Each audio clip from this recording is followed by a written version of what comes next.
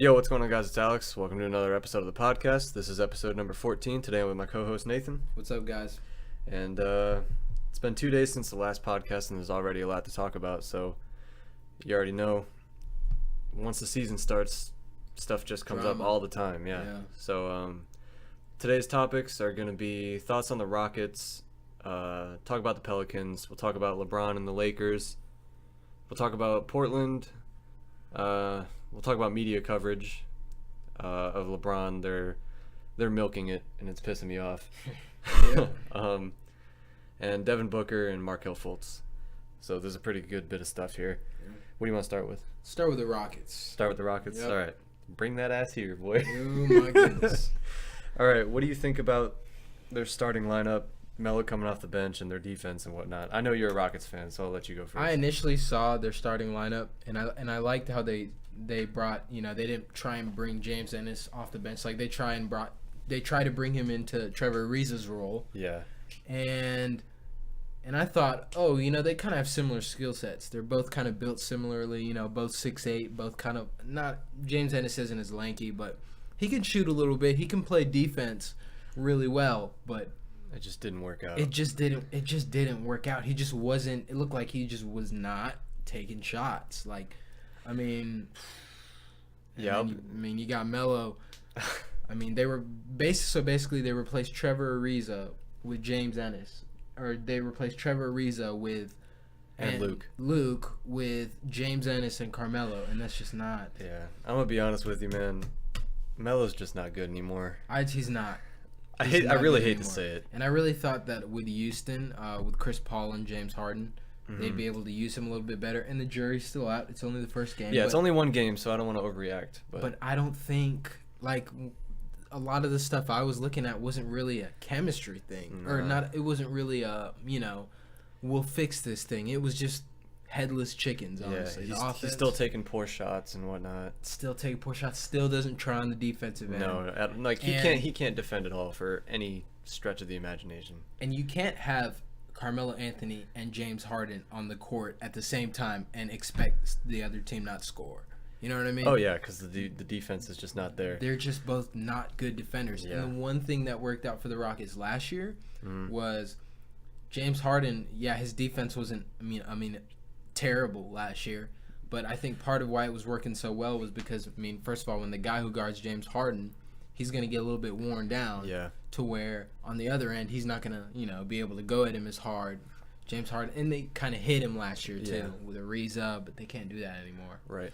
Plus, Bizdelic retired, the defensive coordinator. Yeah. So that losing two great 3-and-D players. Yeah, and I think it was more of coach. That. I think it was more of the players. Yeah. The coaches. Yeah, Mike D'Antoni is an offensive coach, not defensive. So the Rockets are going to be a struggle on defense the entire year plus playoffs. So I don't really see them being as good as last year. They're not going to win 60 games again. Not unless they make a play for. Maybe Jimmy Butler, or maybe another guy who's secretly unhappy with his team, or something of that sort. Because I still think Chris Paul and James Harden can make the Rockets be good enough. Yeah, they can. They're definitely capable of it. They just need to have a two-way star. Exactly. And Chris Paul's not getting younger either. No, James Harden's already 30 almost. Yeah, he's 29. So the window's closing for the Rockets. Yeah. But another thing I wanted to say about Melo is that, even in his prime, he wasn't an efficient scorer. No, he wasn't. Or defender. Volume. And he's just gotten. I don't like saying worse because he's still a okay player. He's just not. Yeah, you're not afraid to say it. Yeah, but he's gotten significantly worse. He's not Melo anymore. Nope. So he hasn't been Melo for 4 or 5 years. Yeah, it's been a minute. Yeah. You have anything else you want to say about the Rockets? Because I don't see them being as good or nearly as good as they were last year. I think losing those key. I don't see them being not nearly, but I don't see them being as good as they were defensively last year. But I still think that's a given. I still think they're probably the third or second best team in the West. Yeah, because they're better than those other 3 through 8 teams, 4 through 8, whatever you want to call it. But there's a lot of quality teams in both conferences, but in the West especially, you got more. Yeah. So, I don't think playoff wins or wins in general are going to come as easily for them. No, yeah. There's going to be, if it stays like this, there's going to be some 7-game series. Yeah. Could be first round, it might not be, but yeah, they'll at least make it to the second round, I think. I agree. Yeah. But, if they play a team like Utah, who's elite defensively very good and exposing, good offense. Yeah. It's going to be a much longer series than 5 games like last year. Yeah. But, they can still outscore opponents, but that only goes so far against good defense. So let's talk about the team that beat them. What do you think about the Pelicans? The Pelicans, okay, so it's really hard to put a finger on the Pelicans because they had 3 guys, 3 big men, or considered sort of, big men, right? Because a lot of people consider Mirotic kind of like a stretch forward, right? He's a forward, right? They all had more than 25 points. Yeah, Mirotic had 30. Mirotic had 30. Anthony Davis had like 29 or 28. Julius Randle had 25. Yeah, Julius Randle was low-key a pretty good pickup for them. I think with the Pelicans, to me, their ceiling could be 2. Wow. They could be as high as 2 if they can get. Any team outside of Warriors and Rockets even could fall. Yeah, any team outside of the Warriors, the standings could be whatever. But my main concern with the Pelicans is perimeter defense, and that's weird because Drew Holiday's a great perimeter defender. Who is their 3? Who is their 1? Like, who's their point guard? Who's their forward? Mirotic is a god-awful defender. Everybody knows that. Julius Randle's a good post defender, but if they get him out of the perimeter, he's too fat. Did Elfrid Payton start? I know he had a triple-double or whatever, but... Elfrid Payton's pretty good. He's a decent point guard. He's a decent point guard, yeah, but he's not amazing defensively. No. You know what I'm saying? Yeah. And I have concerns about them defensively. Even though they're, Anthony Davis is a great, rim protector and defensive player, and so is Drew Holiday. Superstar, Yeah, but outside of that, it's just like, I just don't trust him. I really don't trust him. I don't trust Alvin Gentry. I don't think he's a good coach. Why not? Just because he's had the Pelicans team for, 3 years? When is it? First of all, he got the job. Same deal as Luke Walton. He got the job because he was a part of something that... He was a media guy, I think. Or am I tripping? They were coaches for the Warriors. You're right. Yeah, I know. Yeah, you're right. He was an assistant coach when they won 65 games. Yeah. So when they won 67 games, he gets a job in New Orleans. New Orleans fires Monty Williams. Yep. And I'm with you. Very next year, similar team to the one that Monty took to the playoffs. Alvin Gentry doesn't take them anywhere. Was that the year they got swept by Golden State? In 2015. That was when Gentry was a part of the Warriors. Part of the Warriors, yeah. Yeah. So, and I mean, pretty much until last year, they underachieved, right? I mean, not making the playoffs. Yeah, that was their first playoff series win. And even playoff win. In a long game win time. At all. In Anthony Davis's career, their first playoff series win. Game. Really. Games at all. Which is But it's games and wins. Yeah. So I've never really been high on Alvin Gentry as a coach. I don't think last year was his doing. I really do think it was Drew Holiday, Rondo breaking out. I thought Rondo was playing really well. Yeah, he's an on-court coach. Exactly.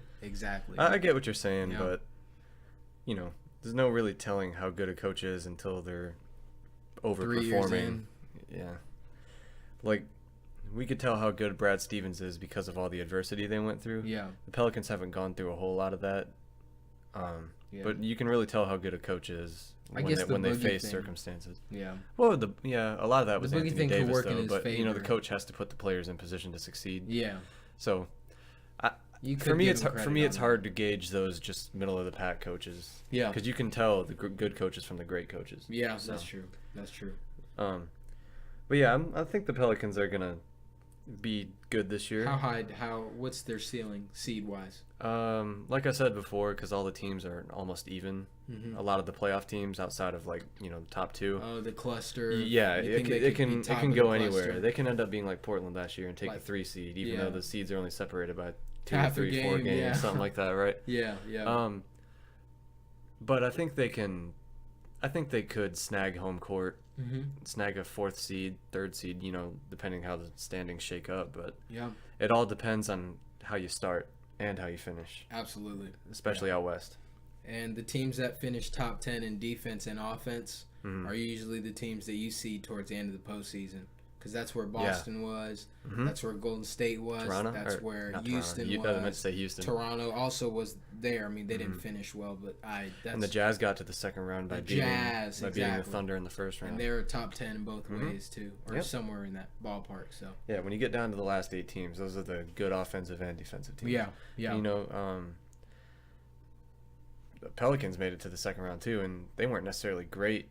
Well, they were pretty good defensively, actually, because they managed to shut down Dame and CJ. Yeah, they had a really good series against them. But like the teams like the Jazz, you know, I really like the Jazz too. Also, by the way. Yeah, me too. I'm high on them. I think they could secure as high as the 2 or 3 seed. Yeah, I agree. Absolutely agree.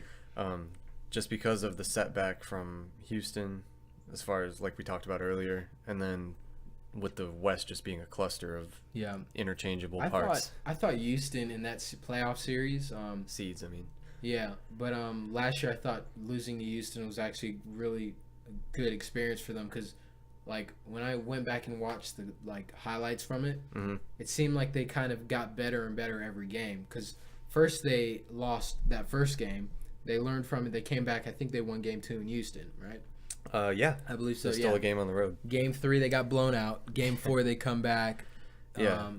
They still somewhat get blown out. I think Houston kind of pulled it away towards the end of that game. I think that was the game Chris Paul. That was game 5. Chris Paul. That was game 5 where Chris. Crazy. Yeah, because the Jazz almost won game 5. They should have won game 5. Absolutely. But Chris Paul went crazy in the fourth quarter. Exactly, and they shut down James Harden too. The Jazz did. Yeah. They shut him down. So they're just getting better. I think every James game. Harden has a bad tendency of not showing up in the playoffs. Chris Paul wasn't there, man. If Chris Paul wasn't there, I don't know if they get out of that first round series. With who? Who did they play in the first round? The Timberwolves. I don't know if they get out of that series without Chris Paul. Because James Harden had some terrible games. 5 points he had in that one game. Oh, I remember. 1 for 7 or something. I remember. Man, listen, James Harden under pressure. That's not something I want to see. Yeah, it's kind of rough sometimes. He's not built that way. That's the only thing. That's my only knock on Harden is not showing up sometimes. Yeah. So, but yeah, like we were saying earlier, I forgot what I was gonna say. Jazz. Something about the Jazz. But I can't remember. They were getting better. Yeah, oh yeah, that's what I was gonna say. So you get a second year of Donovan Mitchell. Yeah. Huge. Rudy Gobert's healthy for the whole season. Yeah. You know, I guess we'll have to see, but yeah, he's healthy now. Ricky Rubio, another year of developing chemistry with them. They had great chemistry last year. They did. I would have liked Joe to see Ingles them. is a solid player. Here's the thing about that. I wanted to see them add a 4, like a scoring 4. I thought like a Rudy Gay type player because Rudy Gay was a free agent. I thought going after somebody or like a Wilson Chandler, just even though he's not as good as Rudy Gay, just a scoring wing who can put the ball on the floor. Yeah. Joe Ingles. That doesn't mean Joe Ingles wouldn't get the start, but I felt like they were kind of missing that last year. Yeah. Now Dante Exum is built like a wing, but he's not. Well, they got Jay Crowder, who's a solid player. Yeah, solid system player. He is, but he's kind of like Joe Ingles. He doesn't put the ball on the floor. Yeah. No, I know what you're saying. A scoring forward. Yeah, I mean, if they got like a Paul George, I would pick them to go. If Paul to George the signed with you, the finals. Yeah. To beat Golden State. Yes, I would. With Paul George. Wow. Cause I would say they definitely challenge because them. I don't know about beat them. Paul George in a system like Utah, playing with Donovan Mitchell, amazing, great point guard like Ricky Rubio who can get it to everyone and play defense. That is a quality team. They're still a quality team, but if they replace Paul George, throw Favors in it. That's what I was gonna say. Derek Favors. If they replace Favors with top George. 5 center with Gobert. I mean, that team defensively, you wouldn't be able to score on them. You know what I'm saying? That would be a great team. They're still a great team now, but they are. But if they were to add Paul George, wow. I think they'll be fine anyway. I think they'll win 50 to 55 games. The Jazz will. I think. Yeah. I think players are starting to analyze more of the potential and what could be if they signed in certain places, rather than just the location or desire to where they want to go or who they want to play with. You know who Paul players George want to should play have with? taken a look at Utah. Yeah, and you know who players want to play with? Two-way players. Yeah. I don't understand why NBA players don't work to be two-way players. Because if Rudy Gay was a good defender, he'd be making 20 to 30 million right now. You know what I'm saying? If Carmelo Anthony played good defense, he wouldn't be signing a veteran's minimum. The Thunder wouldn't have even waived him if he played good defense. They waived him because he's a terrible defender, and he was not productive offensively. Yeah, those guys like that, they just don't find a place in the league. Yeah. When the Thunder was selling season tickets, they left Carmelo off all the ads and stuff. Because I guess they knew in advance they weren't gonna. He wasn't gonna be around for their future. Exactly. Which is hilarious to me. And for me, an example would be DeAndre Jordan signed for $20 million with the Dallas Mavericks. Yeah. What is Marcin Gortat making? Oh God, I don't know. And he's a good offensive center. He put good offensive numbers last year. Not a lot. Yeah. I guarantee you that. He's but if he played two ways, people would be talking about him like he was, They'd be talking about him like Gobert, I guess. Yeah. If he was like a rim protector and whatnot. Like Embiid or something. I don't think anybody's close to Embiid besides DeMarcus Cousins, and if you count Anthony Davis as a center, he'd be above him. But I count Anthony Davis as a power forward. Mm-hmm. But I don't know. Yeah, I don't think any other centers have great footwork and whatnot. Yeah, talent-wise, I think Embiid is probably right there with Davis, in my opinion. I know people love Anthony Davis because his offensive skill set, which is better. I'll admit that. I guess. Yeah, Anthony Davis, clear. He doesn't have the footwork and post moves that Embiid has, because Anthony Davis can just. But Embiid's not so much taller. One thing I've noticed with Embiid. Well, not taller than Embiid. Forget what I just said. Yeah, I got you. No, I get what you're saying, but the one thing about Embiid too with Anthony Davis is, Embiid doesn't seem consistently engaged. Like, I watch him against the Celtics. Maybe it's just the Celtics, but they're good at defending him. Yeah, it seems like they took, and I mean that's going to be their main focus. They're gunning for the Celtics. Every Eastern Conference team right now is gunning for the Celtics. Mm-hmm. Let's be honest. They are. They're the top of the scrap heap right now. So Embiid, I mean, to me, he doesn't seem as consistently engaged when it comes to playing your rival. You know what I'm saying? You got to be consistently dominant. He's always good. I'm not saying his skill set isn't consistent, but he doesn't seem like. Are you saying whenever he plays the Celtics? He just doesn't. Whenever he plays the Celtics, they just can't find a way to get him the ball.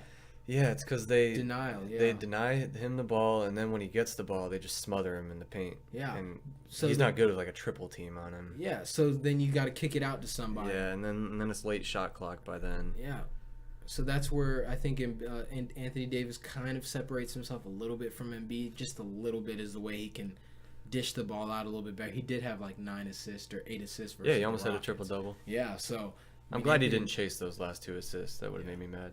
I know it was killing Westbrook watching his teammates grab uncontested rebounds. Oh, my God. He was just sitting on the bench just, like, trying to get up. Yeah. I know he was urging, man. I said it on the last podcast. The issue I have with triple-doubles is, one, that people gauge how good a player is based on how many triple-doubles they can get or their ability to get one. Exactly. And then, 2, if the rebound doesn't come to you naturally... Okay, let me rephrase that. There's a difference between an instinctive assist and a stat padding assist. Yeah. You know what I mean? Absolutely. A stat padding assist is running all the way to the rim and purposely drawing a defender away on a 2-on-1 fast break. Yeah, and then and then dishing it out when you could have easily just dunked it. Or just chasing high assists, telling your teammates to shoot when you pass exactly. it. Yeah, I mean, I'm not with that. If it's in the flow of the game and the offense, that's an assist I like. Or if it's like you see an open man, obviously pass it to him. Yeah. But like if you're just hunting for it, it just I don't like it. So that's the issues I have with the triple doubles. But I'm not denying that Westbrook is a great player. It's just sometimes I don't care for the triple doubles. Yeah, like I'd rather have a solid, efficient 30-point game. 6 assists.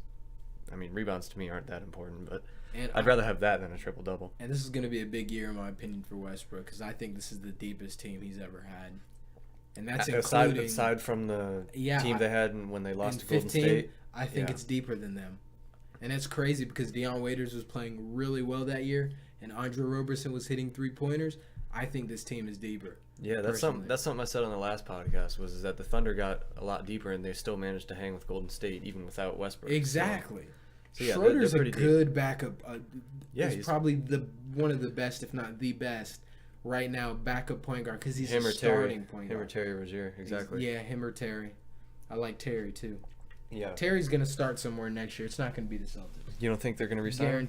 Guarantee he won't resign. No, that's a guy you want on your team. So I think Absolutely. Boston. I think they'll find a way. I think he leaves.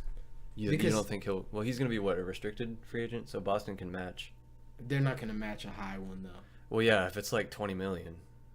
I think 15 million. I think what Terry's going to want to do, because he didn't come out of, he wasn't a freshman when he came out of college, right? He's in his 20, I think he's 24 right now, 25 -ish. Yeah, he played at Louisville for a couple of years. Exactly. And to be a restricted free agent, you have to be going into your 4th year, I'm pretty sure.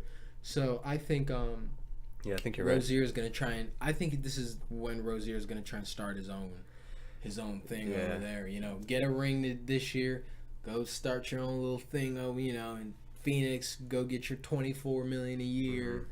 Because if he plays well this year, that's what I was about to say. Yeah. If he plays well this year, and the Phoenix need a starting point guard. Yeah. And the Magic need one. Yeah. If one of those, wow. Yeah, Brinks trucks. They're gonna bring out the Brinks trucks for him. Yeah, somebody could use a quality starting point guard, and then he could evolve into a really good point guard. Yeah, he's a good defensive and he's player already too. good. It's just he hasn't had the starting opportunity except for what we saw in the playoffs last year. And that would, to me, man, if he was a free agent then, coming off that year of that playoffs, the Celtics are lucky. Yeah, that he if wasn't he was a free agent because then I guarantee you right now Phoenix would already offered him that. Probably, for sure. Because they already only have Devin Booker on the books. Yeah. DeAndre Ayton's a rookie. Markelle Bridges is a rookie. All those other guys. They traded away the Brandon Knight contract. Yeah. So Brandon Knight was all right. Yeah, he was Brandon Knight. I'd rather have Terry Rozier though. Yeah. Clearly. So speaking of the Suns, let's talk about Devin Booker. Yeah. Did you watch the game against the Mavs? I watched or the highlights at least. I want to say I watched a quarter and a half. Did you see the fourth quarter? I saw highlights of it. All right. Yeah. This man was draining shot after shot after shot. He's a big shot maker. Yeah, he's so clutch, dude. It's just in his it's some of those guys there. It's just kind of they're built like that. Yeah, dude. He's built like that. He just took over in the fourth quarter. I think it was 19 points in the fourth. Yeah. Just three after three, one after another. He's the guy you build around. It was so nasty to see, man. I was like, ooh, every time he made one, because they were contested and they were step backs and they were fadeaways. It was crazy, man. Yeah. So yeah, I think the All-Star nod is coming soon. The teams are getting older. Eventually, the All-Star nods are going to go to the younger players, except for like Steph Curry. He's going to be an All-Star probably till he retires, similar to Kobe. Yes, he's Stephen Curry. Yeah, if they give him a pity All-Star. Oh, shut the hell up. How long is he going to play? I don't know.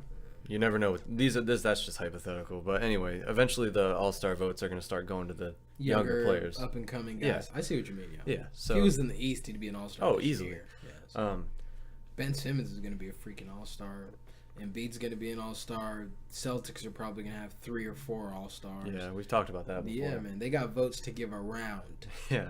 I'm saying. Kemba Walker's going to be an All-Star for the 3rd year in a row. Yeah. With some bullshit numbers. Come on. That's neither here nor there, though. I think the Hornets are some 21, 5, and 4 type numbers. that's neither here nor there, but I'm with you. Like the Hornets. So, did you see the Devin Booker commercial? No, I didn't. It's a good commercial. He's sitting in the barbershop as a little kid getting his hair cut. Is it a Nike one? Yeah, it's a Nike one. Nike always does good commercials. It's an animated one. Mm-hmm. There's a bunch of old heads in the barbershop, and he's telling them he's gonna get drafted first overall, and then they start laughing at him. He's like, all right, maybe 13th. Yeah. And then he's like, and then I'm gonna drop 70 what do you say? I'm gonna drop 70 for the Suns. And then they started laughing real hard. And he's like, the first black president is gonna want this haircut. And then he was like, first black president, eh? So it was a really good commercial. And then it zooms in on him and he smirks, and then the Nike comes up and says, it's only crazy till you do it. Yeah. Just do it. So it was a real good commercial. But like I said, the All-Star nod is going to come sooner rather than later, because they're going to start giving All-Star appearances to the younger players. Because not old guys, but the current stars now are going to fall off a little bit one by one. Yeah. But yeah, Devin Booker's future looks really good. I mean, like you said, he's clutch. He's big time. Yeah. Yeah, for sure. Another thing he said in the commercial is he's going to lead the Suns to their first title. Now that's funny. Well, not now. I mean, you never know what's going to happen in a couple of years. 2025 or not 2023 or maybe something like that. That doesn't even sound like a real year, but it's like in 5 years. Isn't that crazy? Like, I was telling my dad the other day how different the NBA is going to be in 5 years. Like, I was telling him I think the Celtics are going to be looking for their third championship or second at least. Yeah, and I think Philly's going to be looking for a finals appearance, maybe a second one.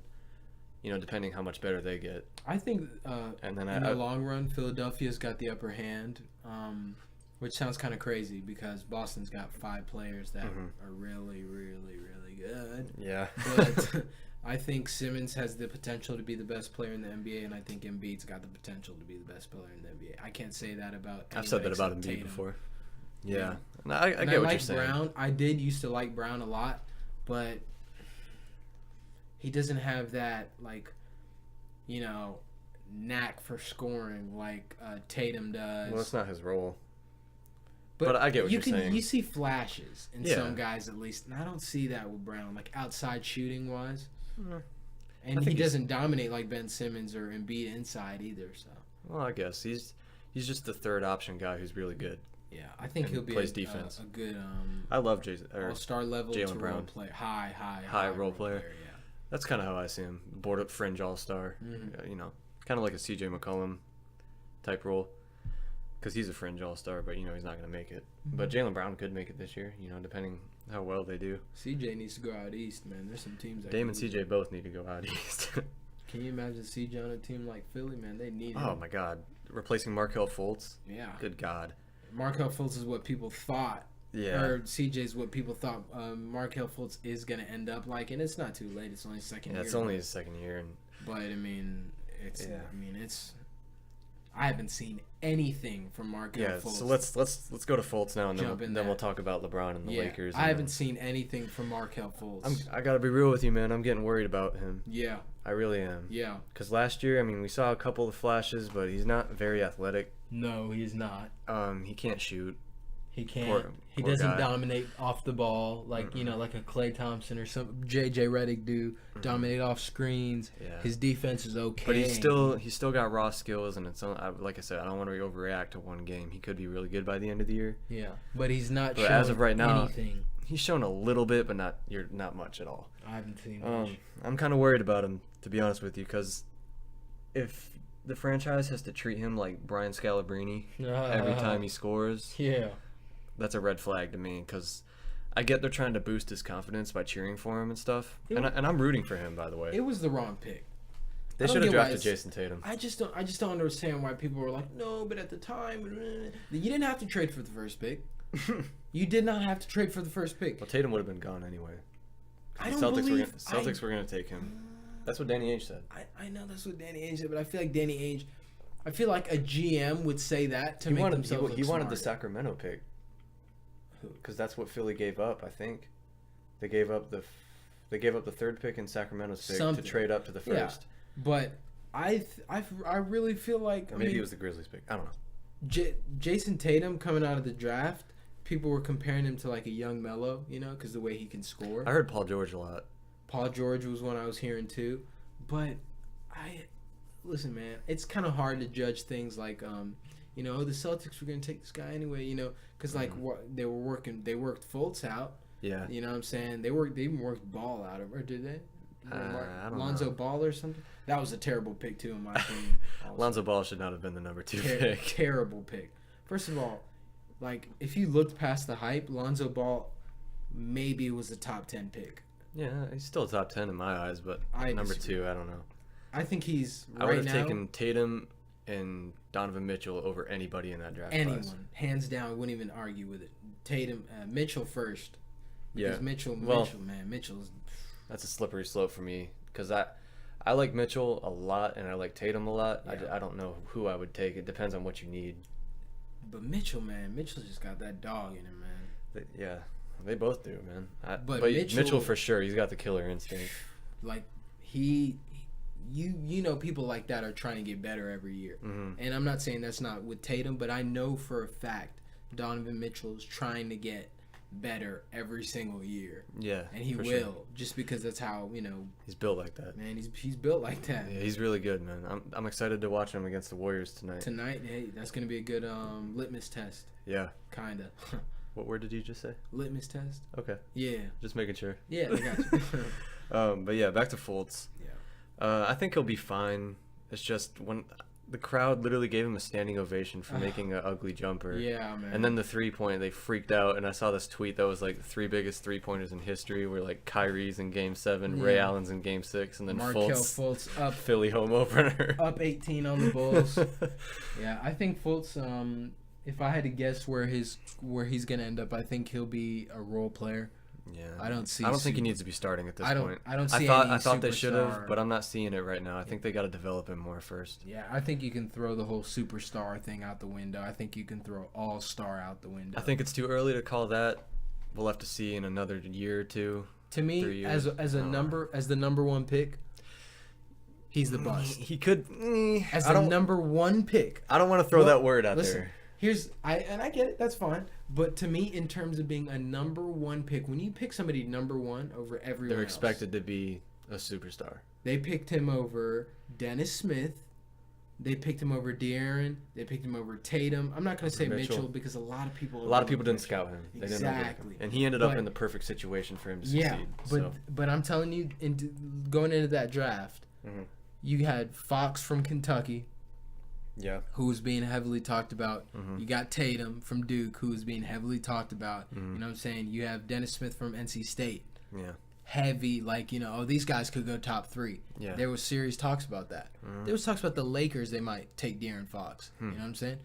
But I feel like De'Aaron Fox ended up in such a shit situation with the Kings. And I think it's going to take some time for the Kings to, because, they're not a good organization. They got way too many young players with raw skills that just aren't gonna don't mesh at all. Exactly, they have way too many. I haven't seen shit from Marvin Bagley either, but you're right. Yeah, man, I think Marvin kind of ended up on the wrong team. He ended up on the wrong team. That's weird. You're right though, because think about the rookies. Like De'Aaron Fox is extremely raw coming in. Yeah, he can't so is shoot. Bagley, and they're just Bagley, bad raw. situation. Willie Cauley-Stein when they drafted him at 14 was raw.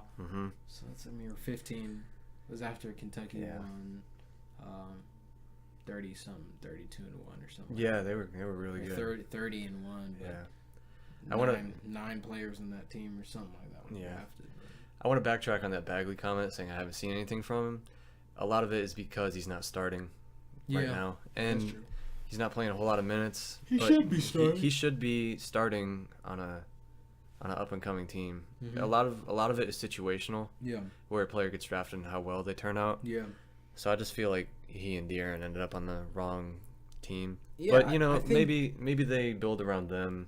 Here's the thing. I don't know. The Kings to me are too bad. They've been bad for too long to keep doing this. To keep getting a high draft pick and then to keep doing this college player farm. That's what they're doing. They're doing it. They have an NCAA farm in Sacramento. Yeah. Literally, doesn't it feel like every year they get a top 5 pick? Yes, it does. And doesn't it feel like every single year we're like, oh, let's see what he can do? And every year they bench, they cut minutes because they were giving De'Aaron's minutes to George Hill. Oh God. They were giving. I'm sure Bagley. You said he's not starting. So they're obviously giving his minutes away. Yeah. Willie Cauley-Stein didn't play that much in his first year. Scal Labissiere, their freaking first round pick. They got to figure out what the hell they're doing. They're not doing anything. They got to pick 2 players to build around and then make a bunch of trades. You remember how Vlade said, if we don't have this thing turned around, I'll resign? Yeah. Well. Where's the resignation? I'm just saying the deadline is coming up. When did he say that? He said that after they traded DeMarcus. Oh, God. And they got those picks, and they used those picks on Frank Jackson, who's playing a lot of D-League games, it seems like. Oh, yeah. I remember drafting it. Justin Jackson, who some kind of plays, Jury's still out on him. Another raw player. Yeah. They got to do something. They got to pick 2 or 3 players to build around and then trade the rest of them for something, or make some free agent signings for some veterans. I don't know. It's funny. You can't even They're tank. rebuilding. They're bad at tanking. You can't tank anymore anyway because the lottery teams all have the same odds at the number 1 pick now. They're bad at tanking. They're bad at drafting. They're bad at coaching. They're bad at playing. They're just a bad organization right now. They're just bad. You know what? They need. People keep talking about the Clippers need to go to Seattle. Sacramento needs to go to Seattle. It's like they need to get the hell out of Sacramento. Yeah. One, they don't have fans in Sacramento. I don't care those people who go wearing purple. I feel like those people are just bored. I'm serious. And they saw the jerseys were 40% off. Oh, no. So, like, I'm going to get me a jersey. Right. I'm going to find something to get into. Oh, the jerseys are kind of nice, though. Yeah. The team's not, though. So, they're not filling seats. So, I don't understand. And I think they got a new arena. Yeah. You know, they passed on. Back what you said about bad drafting. Yeah, they got Golden One Center. Yeah. Terrible. They passed on, like, Klay Thompson for Jimmer Fredette. And they took Robinson over Damian Lillard. I love it. They drafted Nick Stauskas instead of whoever. So they haven't drafted good since Chris Webber is what I'm hearing. And even Chris Webber didn't play there that long. He'd rather retire than play. Jeez. I don't know. Tough. I don't know. Something's got to change. Yeah, at some point, they're in a tough situation. At some point, you just got to look at yourself in the mirror and just be like, I'm not good. You know. We got to do something. Sacramento's owner needs to look at himself and be like, I'm not good. My GM's not good. My coach is not good. My players aren't good. My scouting team is not good. Right. You know? Yeah, they scout shooting and nothing else. And they don't even get shooting. It's just the funny part. They'll scout it and they won't get it because they don't have any good shooters on their roster except Buddy Hield. And they didn't he's been forgotten about. Because he was another top 5 pick. They were talking about him being the next Steph Curry. And he hasn't really done a whole lot. You know what? And I'm about to expose Mike Korzemba because he said Lonzo Ball was Steph Curry with a 40-inch vertical. Everybody memes him for that. Yeah. He gets beat up for that all the time. And it's hilarious because that might be the dumbest. And at the time, maybe it was, somewhat projected. But now looking back at it did not age well. This man is on crack. Is he trolling? Because he can't shoot. At the time that video came out, that was the hype, right? Yeah. But it didn't age well at all. No, it didn't. So Steph Curry with a 40-inch vertical. That's hilarious, man. All right, so let's talk about the Lakers and Blazers game last night. Yeah. What did you see from the Lakers that you liked, and what did you see from LeBron, and what do you think of their lack of three-point shooting in their starting lineup? So what I liked is I like how Rondo played. It seems like Rondo and LeBron are leading the team. Like they're very vocal because I saw the clips here and there of ESPN showing them being vocal. Yeah, and maybe that's just good press, but I think they're both really good. They're definitely leaders. Yeah, and I think it's good to have leaders like that. And like we said, Rondo's an extension of the coach. Exactly. On the floor. And I thought JaVale McGee played pretty well. Yeah, it's nice to see McGee getting a revitalized career after the horrible start or Shaq and all that. He was just a meme. Yeah. But then he won 2 championships in Golden State, played a solid role. Yeah. And now it's nice to see him having not success on the Lakers, but playing well on the Lakers. And I figured out. I've changed my mind on Josh Hart. I think he should start. Yeah, that's what I I was think Kuzma shouldn't start, and I don't think Brandon Ingram should start. What? I don't think neither of them should start. Honestly, I think you were tripping for that. But here's the thing. Tell me why. Here's the thing. First of all, LeBron's the point guard. Everyone knows that. Yeah. Whatever they want to. Okay, well I guess Rondo, right? Does Rondo start? I don't know why they're starting Rondo over Lonzo. Lonzo needs to be starting to get chemistry going with. Lonzo needs to be LeBron. traded. Well, I think he's only there for a year. So who? Rondo. I think he's there to mentor Lonzo, and then. I meant Lonzo. Oh, you think Lonzo needs to be traded? Lonzo needs to be traded. He's not as good as what he was projected to be, but he's still young, and it's only his second year. Yeah. So I'm gonna hold off on that for a minute. You know what's funny? If the Spurs, what were the Spurs asking for? Weren't they asking for Kawhi? Yeah. They were asking. I'm pretty sure they asked for Kuzma. Ingram and Kuzma. I think. You're telling me if the Lakers don't say Kuzma and a pick, and then maybe they throw in, somebody like KCP, it doesn't get done? No. You don't think so? Mm-mm. Well, I don't think Brandon Ingram's... For Kawhi? I would trade Brandon Ingram and Kyle Kuzma right now for 1 year Kawhi. 1 year? I don't know. Because they know he's staying. For that 1 year. Maybe. For that 1 year. Apparently he doesn't want to play with LeBron. Listen. I guarantee. Oh, so where is he going? LA or Toronto? The Clippers or Toronto is his only option. I don't know, man. Don't ask me. But you know what? I do think, actually, now that I think about it, the Clippers do kind of suit him a little bit better because they're low key team in LA. Yeah. And they got a lot of quality players on the Clippers, but No star. Brandon Ingram, I don't think he has it. I think he's shown some potential this year. I think his skill set is fine. Mm-hmm. That's not the problem to me. What's the problem? I think it's a mental thing. Huh. I don't think he's a dominant player in his head. Yeah. Because you can kind of tell he should look better. He should be where Jason Tatum is right now because they both have similar games, right? Yeah. Similar frames. They're similar frames. They're both shooters who shoot really high up here, so they're hard to block. Tatum was just drafted to a great organization. And Tatum was drafted a year later. True. So Brandon Ingram's Brandon Ingram. I see what you're saying by he should be where Tatum is now. Exactly. Brandon Ingram should be a looter and a riot right now. Yeah. Last year he should have been. I don't know. I think he's gonna emerge as a secondary star next to LeBron. When is it gonna happen though? It's got to happen this year or next year. Because Ben Simmons looks like he's in a different league than Brandon Ingram, and I know they came into the league together. Yeah. Let's be honest. And Ingram had an extra year. Brandon Ingram had an extra year on Ben Simmons. This is crazy. I see what you're saying. I think Brandon Ingram's just playing with a bad team. And now that the Lakers are somewhat decent, especially since they added LeBron, I think... He was on a bad team last year, and he only gave him 16. That's true. But, it was also Alonzo's rookie season. A lot of eyes were on him, and he had the ball a lot. Yeah. I see what you're saying. It's just situational, I think. I think playing with LeBron, he's going to elevate his game. But let's I'll tell you what I think their starting lineup should be. I think it should be Lonzo, Hart, Kuzma, Ingram, LeBron. That team's not making the playoffs. I think that should be their starting. I don't care if they don't make the playoffs. I think the development will be faster and they'll get better fast. Well, that's what I mean. They'll get better faster and the chemistry will develop faster. For the young core plus LeBron. Yeah. So I think it's important to get that as soon as possible. Or else why even have them? Why have LeBron if you have them? If you have this young core of talented players, why aren't you playing them alongside LeBron? I feel like they need to do that as soon as possible, like I said, so they can get better playing alongside LeBron and what direction chemistry. Are they going into? Are they trying to win or are they trying to develop players? Right now they're trying to win a championship in the next 4 years. They're trying to win and get these young players to become really good players, which they have the potential to be playing alongside LeBron. Let me ask you this, okay? Okay. Who's their best three players? Young players. Kuzma, you got Ingram, and Kuzma, do you want to say ball and for the next future? I might say Josh Hart. I'm just saying for the future. Do you want to say their big three balls? Lonzo, Ingram, and Kuzma. Yes. Okay. And then throw Josh Gary Hart Harris, Jamal Murray, Nikola Jokic. Who do we like in the next 3 years? I like Nuggets. I like the Nuggets. Right?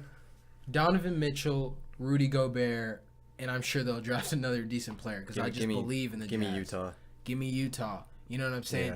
Yeah. To me, there's just so many teams with better younger cores who are getting better faster. Mm-hmm. If they I agree with what you're saying. I see your point. You get what I'm saying? And then you go east. We're not even going east. You go east. You got Philly. You got Boston.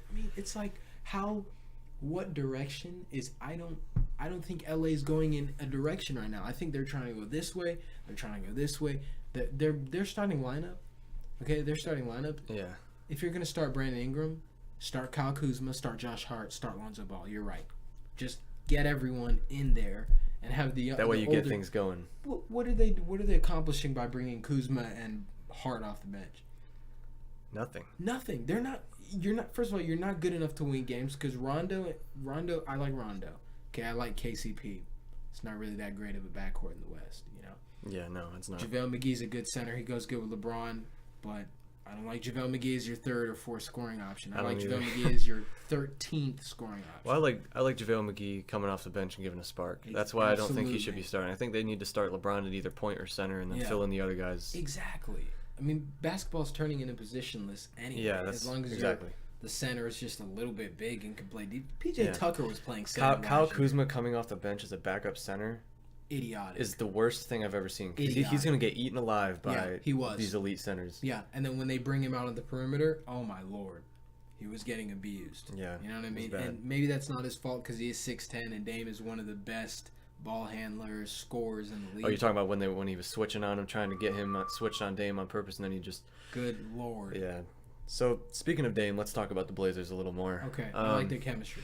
And then, before we get to that, let me just address the media, ESPN, Sports Center real quick. I didn't get to say this. I've been mad about this for a couple days. Speak your piece. Since last night. Yeah.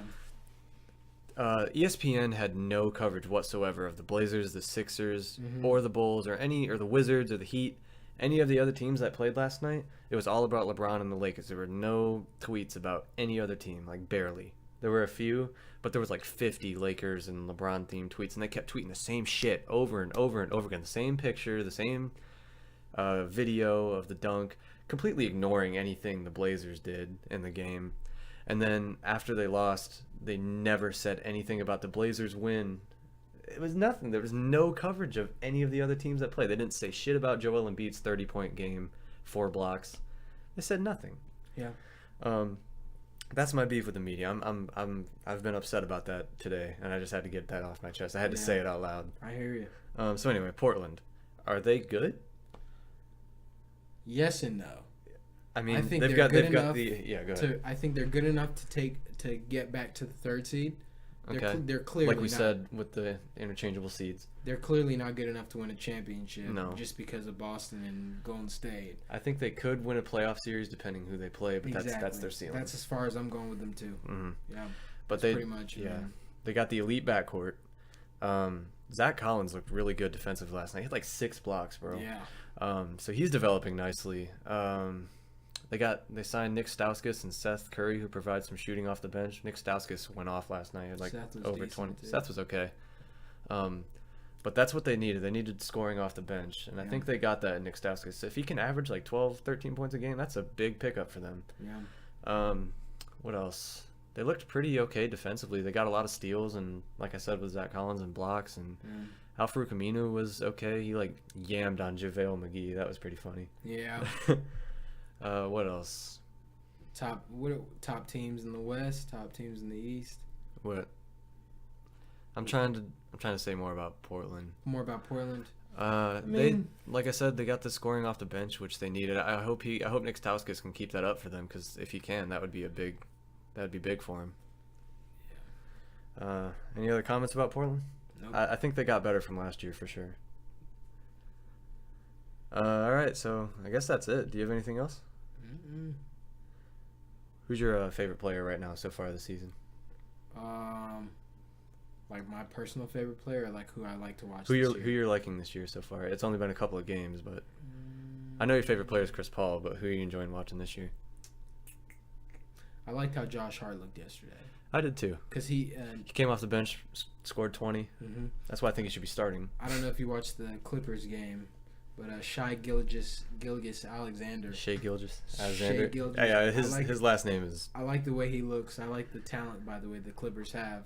Yeah, they got a lot of decent talent. And the 13th and 14th picks. I think those two can be really good trading assets for when they land Kawhi. They can trade that for when they land Kawhi. Yeah. I think he re-signs with Toronto. No, but they could be really good. Yeah, and they can still be really good if they hold on to those guys. Mm-hmm. But to me, the Clippers are the most low-key, talented. That's what I was saying earlier. Trade piece-wise. Yeah. Because think about it. Tobias Harris is so tradable because he's a stretch 4. And he's kind of They got a lot of really good players on the Clippers, so but tradable. no like fringe all-stars. They got a lot of good quality role players. Avery Bradley's still in his 20s. Mm-hmm. He's such a tradable player because he's a 3-and-D. Yeah. Lou Williams is so tradable. So many tradable, incredibly Yeah. You telling me they couldn't? You telling me Timberwolves would say no to Tobias and one of those 2 rookies? No, they probably could not. Easily pull. They said no to Josh Richardson, yeah. Kelly Olynyk. I don't like Kelly Olynyk. I think that's why they said no. He's okay. Yeah, but he's. I get what you're saying. Yeah, liability, and then Josh Richardson. I really do like Josh Richardson. Yeah. I feel like he's been aggressive. Yeah, if like 28 points last night. If they would have said Goran Dragic and Josh Richardson and that's it, that's all she wrote, I think they would have taken it. I really do. Because Goran Dragic is good, but the Heat aren't going anywhere. They just don't have enough good players. Yeah, they're just a well-coached team. Yeah, they're a above mediocre team that's going to make the playoffs and get bounced in the first round year after year. That's where they're at right now currently. Yep. But I guess that's going to do it for this episode. Already 50 minutes worth of stuff to talk about. It's only been a couple of games. So yeah. So tonight is Raptors and Celtics and Warriors and Jazz. I'm excited to go watch those. So hopefully you guys enjoy, and we'll see you guys next time. See ya.